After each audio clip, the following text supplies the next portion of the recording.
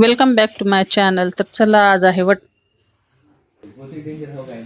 शुभेच्छा. आणि सकाळी की नाही आवरायची गडबड होती, जसं की नाही मथुराहून दरवर्षी पंडितजी आपल्या इथे येतात.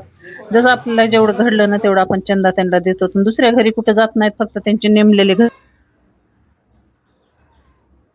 आणि म्हणतात की अतिथी देवो भव, कोणाच्या रूपात कोण येईल ती काही माहित नसते. तर दरवर्षी काय वर्षातून दोनदा ते आपल्या इकडे येतात आणि त्यांना की नाही आपण जी घडली ती दक्षिणा वगैरे देतो, चहा नाश्ता होते. आणि ते तर चला, इथे मी झाली रेडी, मला जायचंय आता वडाचला. आणि आज की नाही सकाळी आबाळ गच्च भरून आलं होतं आणि पूजाचा मुहूर्त की नाही 12 वाजता छान होता आणि 12 ते 2 की नाही पण पूजाचा मुहूर्तही नव्हता. ते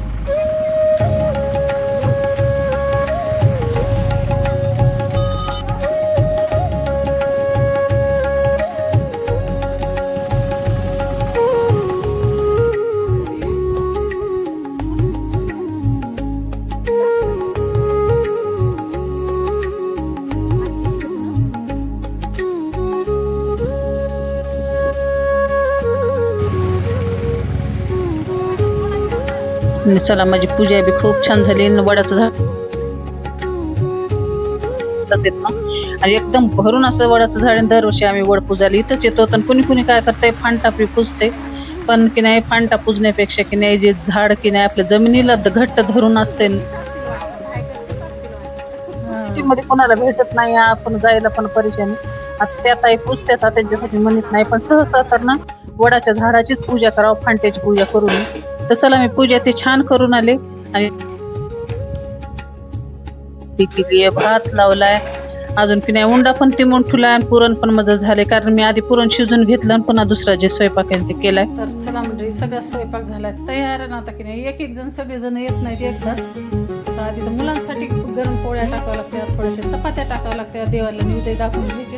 आणि पुन्हा मग आकाशची डायरी की नाही सगळ्याच्या लास्टला येतात, मग तवा भाजून पोळ्या करायच्या आणि पुन्हा मग आम्ही दोघं जण जेवत असतो. तर चला, आज वटपौर्णिमाचा जे स्वयंपाक आहे ना ते सगळं झालेलं आहे. तुम्हाला कसा वाटला कमेंटमध्ये नक्की सांगा. आवडलं तर लाईक, शेअर, सबस्क्राईब करायला विसरू नका. भेटूया नवीन दुसऱ्या ब्लॉगमध्ये. शुभरात्री सर्वांना. आणि तुमची वटपौर्णिमा कशी सांगा.